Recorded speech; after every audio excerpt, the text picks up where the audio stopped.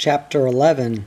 They went far into the backwater, into the Dogwood Gorge country, where the rabbits were thick. They thought it the best way to get money together quickly. There was no way of spending it there, and they were willing to live hard and work hard to make their dreams come true, enough to buy a small property with a vineyard. That was Barbie's ambition, and Joe enthusiastically shared it with her. Her idea was Barossa, around Anguston or Norutpa, but Renmark would be all right too. Even if they had to cross the border into Swan Hill or Mildura, she didn't care. All she wanted was to see a block of grapes and know they were hers and Joe's.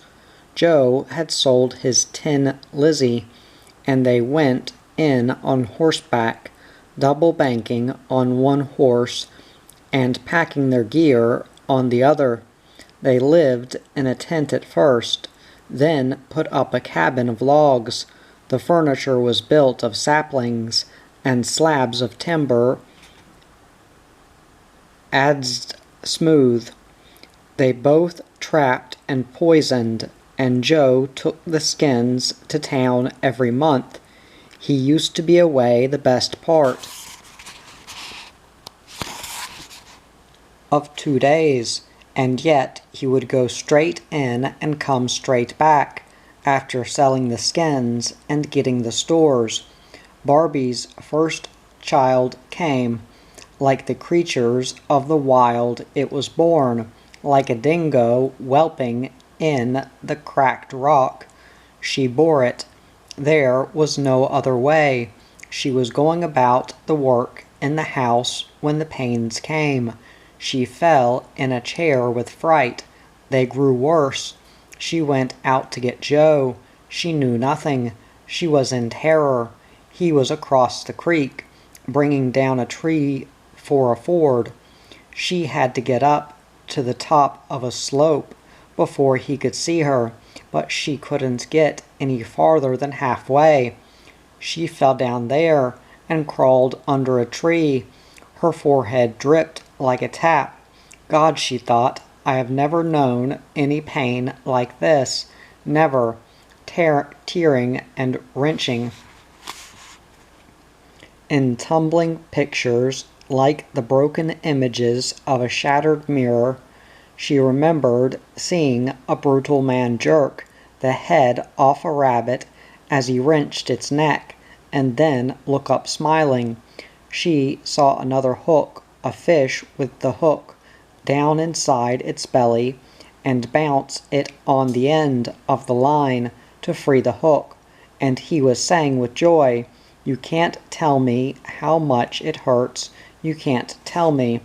I know how they felt now, she thought, the fish and the rabbit, and she was thinking, if this is it, this is a clumsy way to bring life into the world. It is easy to see that God is a man. And then there was nothing.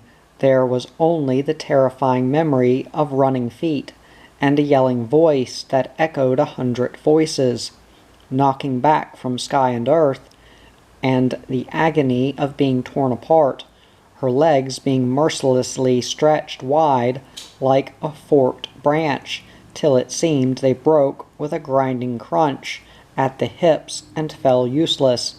And now there was only the swirl of shadowy water, marled like an agate, and the water was still but full of glittering insects diving in the center of rings that rippled one into the other, and now the water was smaller, shrunken into a drum with a sheeny top and grass whiskering its round edge, and a man with green eyes and a golden hat and 2 little glass hammers came down, and on this drum of water played a tune. The water dinted like gut where he touched it with the hammers, and the hammers dripped with water, but the music was sweet, and the tinkling was the tinkling of a xylophone.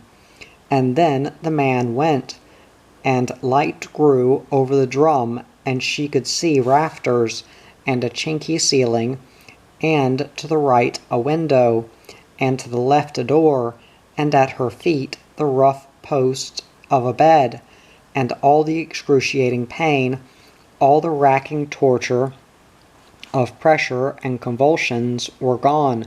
She felt sick and weak, but full of joy that it was all over. She heard Joe singing in the kitchen. "Here's 2 bob for you, Bob, and 3 bob for me, Bob. I wonder if we, Bob, can go on a spree. If you, Bob, take these few bob, we'll take for my sake, Bob. Then all will be Jake, Bob, between you and me. No fuss, Bob, just us, Bob. And so, Bob, we'll go, Bob, and turn on a show, Bob, and drink merrily." "Joe, Joe," she called. He came in smiling happily, his hair rumpled, and his sleeves rolled up to the biceps. "So you do wake up," he greeted. "What is it?" "4 guesses," he chuckled. "Oh, Joe, don't tease me." Barbie pulled a face. "I warn you," he said. "It's got a tail, ears like a donkey, horn-rimmed specs, and a set of false teeth, and it says, 'More pork.'" "Joe, you are mean." He laughed and ran back into the kitchen. He returned with a bundle of blankets. "You got what you wanted, sweetie. She's a real beaut, too." Barbie raised herself on the pillow, and he passed the bundle into her arms. Only the tiny sleeping face and head were visible. "Look at the fuzz on her top knot, will you?" He laughed. "Color of a butterball." "Did I do that?" Barbie whispered. "Well, I helped a bit," Joe said. Barbie looked as if she couldn't quite believe it. She was full of joy. "It was worth it," she said softly.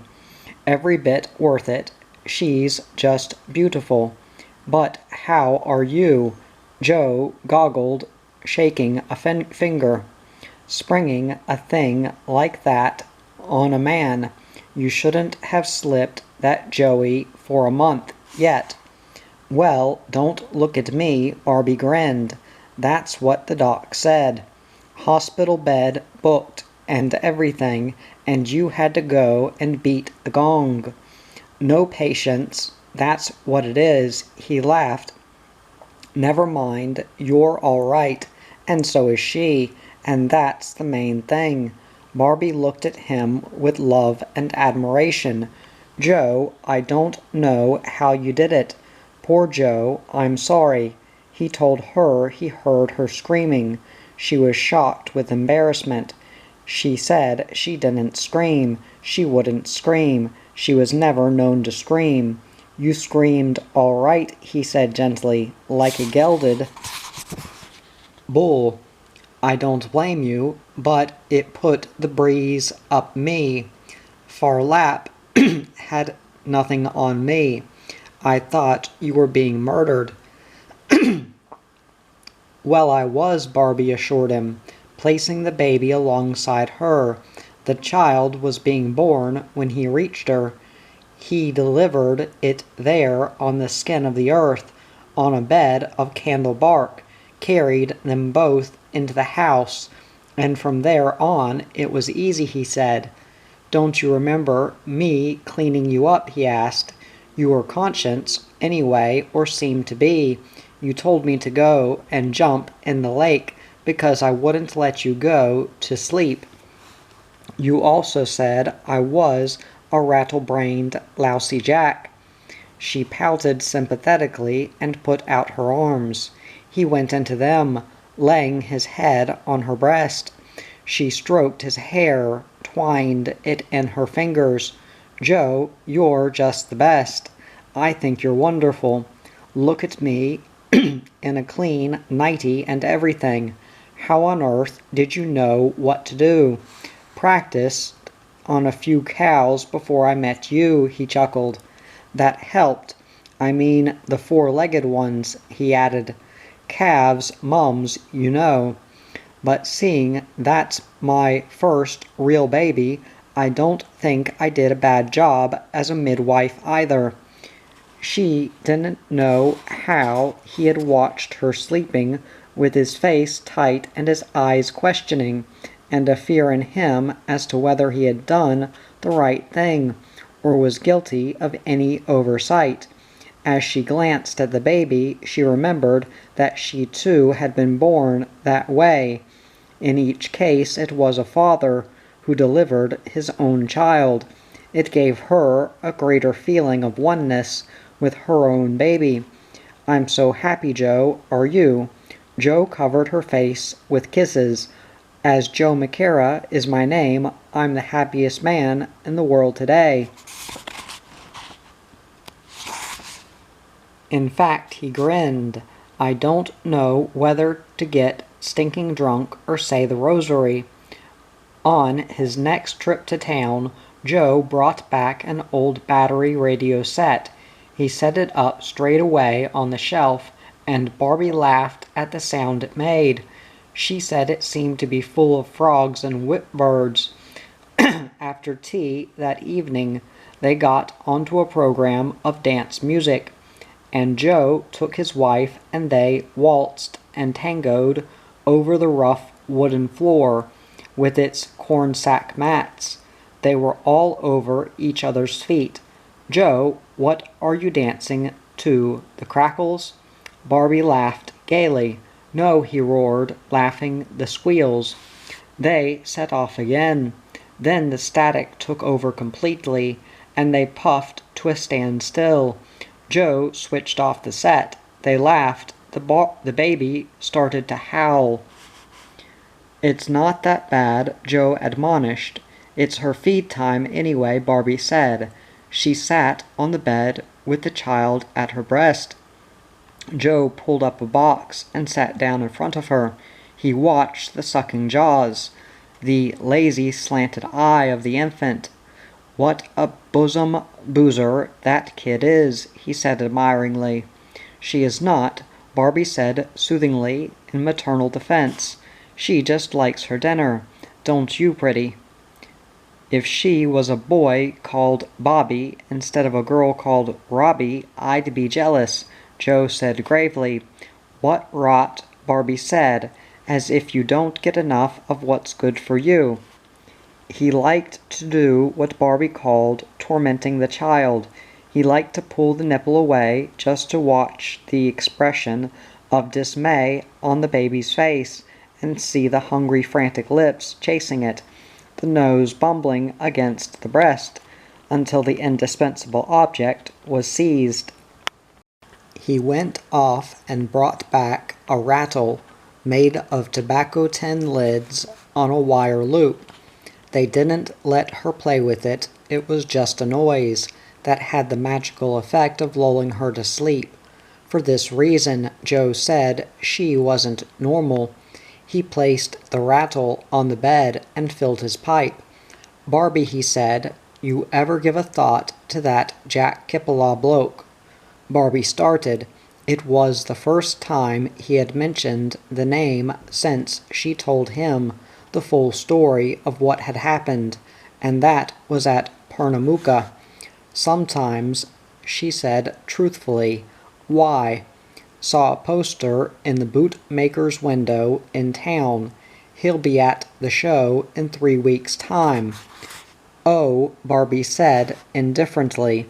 Give me that dry blanket on the rack, will you please, dear? Ought to be a good turnout, Joe said, handing her the blanket. Circus coming and a Wild West outfit. Long time since I've seen a good rodeo show. Why don't you go in? Thought you might like to, he said. No, Barbie said promptly. She met Joe's silent gaze. She felt heat in her face. I couldn't go, Joe, not with the baby, thanks all the same. Just an idea, he said, shrugging. He struck a match and sucked the flame into the bowl. Think he got a bit of a rough trot, that bloke, even though it did suit me. I don't think he was a bad sort of a joker. Of course, you can't be sure that what he said was true. Why bring it up, Joe? Barbie said, a little testily. It's all past now, and I don't want to talk about it. Sure, just as you like, Joe said amiably. Tell you who else I saw in town, Billy Lomas. Well now, I just know I'll have to turn cartwheels, Barbie said. He's a barman at the Scots Arms. Queer how a character like that should turn up so close to us again. Maybe he wants to be near you. Barbie gave him a sharp look. Joe, don't be such a silly goat. He laughed. She knew that all this proved how much he loved her, and how sure he was that she belonged to him. He had no fear of anything breaking their union. His confidence defied any temptation and any influence. Barbie felt she had been needlessly cranky in her remarks, and she told herself she would make it up to him later, with caresses and endearments. But she said what was in her heart then. Joe, you're good to me. I don't know, I can't understand how I ever had the luck to get someone like you. Joe smiled with pleasure. It cuts both ways, but I reckon I got the best end of the bargain. I knew if I chucked my lot in with you, everything would go nicely. Me too, and it has. He slapped his hands together with gleeful satisfaction. Miss McCara, I reckon another 6 or 8 months, all going well, will see us out of here and ready for the grapes. Not bad, eh? Barbie nodded, smiling happily. She started to sing a lullaby. How many raindrops make a river? How many sunbeams to gild your hair? How many petals make a flower? How many poor men a millionaire? How many angels close your blue eyes? How many moonbeams to make them shine? How many kisses must I give you? How many love words to prove you're mine? The months went by, and they were good and full of happiness, but the sad music was sneaking back again for Barbie Casaubon. She had found great peace and joy, and she thought she had found a destiny for herself that would last till the end of her days.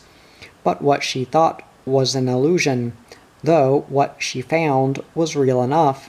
Nothing could be more real, but nothing could have been more tragically short-lived. It was only a bubble in time. It started six weeks short of the time they were ready to leave. In January there was a great heat. The leaves curled like feathers. The earth fell apart in splits and running cracks. It was hard for a man to work up spit in his mouth. The creek went down, and the red dust blew from the north. The sun burned blue, like a blue headlight in the sky. For a week Joe wasn't well. He was out and about, but he complained of feeling giddy and faint and generally out of sorts. He said it was the same feeling he had after the fight at Pernambuco, and when he was going down the shaft at Andamuca, the time he fell and hurt his leg. Barbie was surprised to know it was a giddy spell that caused that. She had taken it for granted he had slipped. She had never given it any thought. Joe made little of his ills. He laughed and said he was getting old, and she was taking too much out of him, or he was putting too much into her, one or the other. Barbie thought he had just been working too hard.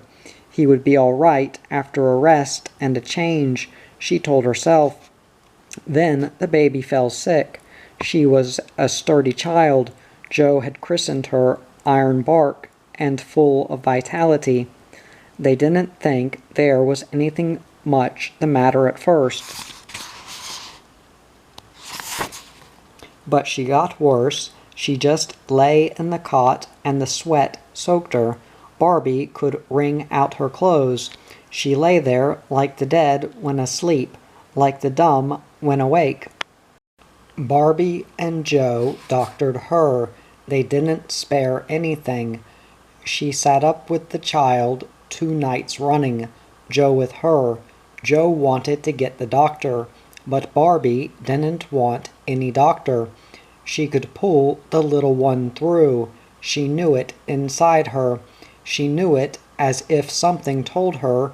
She said to Joe, but she thought to herself, maybe I'm stupid, but I don't want to think that the sickness is that bad that a doctor has to be seen. I don't want to think it. On the morning of the 3rd day, the child was delirious. Then she cooled and went to sleep. She slept in the afternoon, and when Barbie looked at her after tea, she thought there was color in her face. She remembered times in the winter when she had not seen a sunrise for 3 days. It was like seeing a sunrise then. She went into the kitchen. "Oh, Joe, I think she's getting better. I knew she would. I'm going to see if she'll eat." She was so glad, and Joe seemed so tired, that she threw her arms around his neck and laughingly said, "As Joe McCara is your name, you're the luckiest man in the world today." Joe gave a whistle and a whoop. He lifted her off the floor. His eyes were radiant. He hugged her again, telling her that he was thrilled to bits. He slapped his hat on his head and picked up the kerosene tin bucket. "Go and put some titty into her," he ordered expansively, "and tell her I'm going to put in an order for a playmate. As Joe McCara is my name, I'm not only the luckiest bastard in the world, I'm the proudest too." He swung out the door. They were the last words Barbie ever heard him say. Barbie took the baby into her lap and tried to get it to drink even a few drops, but the baby was uninterested. It sucked feebly and spat out the teat. Barbie had a feeling of renewed anxiety. She looked at the pale face, the blue eyelids, the pink lips of the open mouth. She squeezed the child gently, but fervently to her. "Darling, get better, please get better." Her eyes were bleak, pained with worry. "I don't know what to do," she whispered. "I just don't know what else to do." She placed it back in the cot and went into the kitchen. The kitchen door was open. Joe was lying on the ground just outside. Barbie rolled him on his back. His eyes were open. It was getting dark. The bucket of water he had carted from the creek lay spilled on the earth. She heard the baby crying hoarsely. "Dead? How could he be dead?" "Joe, Joe," the baby screamed. "Dead? Joe dearest, Joe." She heard the baby's screaming stop and coughing start. She ran inside. She picked up the child frantically and held it to her, soothing and stroking it. In a little while it was quiet. Gently she set it down in the cot, its face wet with her own tears. She shook her head and blew her nose, trying to get control of herself. She had to get the baby well. The baby had nobody if it didn't have her. When she saw it was asleep, she went back into the kitchen. Months, years after, when she thought how she went about things, Barbie didn't know, but it seemed to her she had a heart like rock. She would try to remember. Didn't you feel anything? What thoughts were in your head? What did you want to do? She couldn't remember. She put the dishes into the tub. There was the plate with the bones Joe left on the side. She didn't know why, but she put them aside as if they were sacred. He wasn't lying out there. He'd come in a minute and put his arms around her from the back, and he'd hold her breast in his hands. He'd rub close to her and put his mouth on her neck under the ear and tell her she looked good enough to eat. Why did he die, a man like that, growing like a tree, the strongest in the forest, struck down by lightning? A river suddenly stopped. She remembered others. She remembered a man at a shearing shed, where her father was, a presser that was made to last 100 years. He died in his sleep overnight. There was a boisterous man named Siddy the Wag on the sapphire fields at Anaki. He was at the wood heap, swinging an axe. He stood with his foot on the log and wiped his brow and grinned and dropped dead in the middle of a word. She tried to think it out, thinking of the living and the dead. That was dead, this was alive, and this had to live. She knew what she had to do. She couldn't go to town, to the police, not yet. She couldn't leave the child. She couldn't take it with her, not the way it was. The heat was nearly as bad as if the sun were out. There was no breeze. She left the bedroom and the kitchen doors open to hear the child. She got a shovel and a lantern and went down 20 yards from the house. She couldn't go too far. She dug a shallow grave and dragged and rolled Joe's body down there and onto a blanket and rolled him up in it and put him down as gently as she could. She buried him. There was no light but the light spilling out of the doorway, the light of the lantern, and the light of every star she ever knew. Nothing in the air but a sickness of heat, and nothing in her but a death of shock and sorrow. What she had done was all to no use. It was after midnight then, and she took up her vigil by the baby, just sitting still and staring. She went through the dawn and into the noon, and then she decided she would go to town.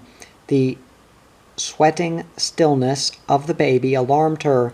She told herself it wasn't dying, it would get well, but it was now for other hands. It was beyond her, and come to the end of every means within herself. What folly to sit down and cry defeated. She wrapped the baby well, she caught and saddled the horse. Desperation drove her, all through the afternoon and into the night, and going still at daybreak. The pounding hoofs scarcely let up. A thunderstorm rolled out of the dawn, a massing and pelting of thick black clouds, lanced with lightning. The earth darkened, and around and about the echoing hills the thunder boomed. Quick rain fell, a cannonade of shriven water, wild and gone in 10 minutes. The horse was finished, a lather of steaming foam, its eyes flaring in their sockets. Slime dripped from its mouth. Air whistled in its nostrils. Its sides heaved like bellows. Barbie seemed hardly aware of its condition, but suddenly, as it churned through a miry puddle, she felt it going. She felt the toppling solidity. Instinctively, she tried to throw herself sideways. She hit the grass on her side, one arm out, and rolled on her back, still clutching the silent bundle. All she knew as she lay there, winded, bruised, faint with pain, was that she had to get on her feet. 2 miles to Scott Town, and the horse was dead. She had to get up, out of the scrub, onto the main road. She had to get up. They talked of nothing else all day in that town. How the bedraggled figure that was Joe McCara's wife came down the road beyond the end of the town, reeling like a drunken woman. Old Dan Kennedy saw her first, they said. Old Dan the baker, putting the clips on his trousers and about to get on his bike, he saw her and he wiped his eyes and cried to God Almighty. He ran to her, and she collapsed in his arms. Not a woman, but a thing of mud and tatters. No face, only a mask of agony, and holding this bundle that she wouldn't let go, that she gripped as if it were nailed to her. Carrying a dead kid. Dead for hours, they reckon, but she didn't know. Say the woman's a goner herself. This is what they said, and they talked of nothing else.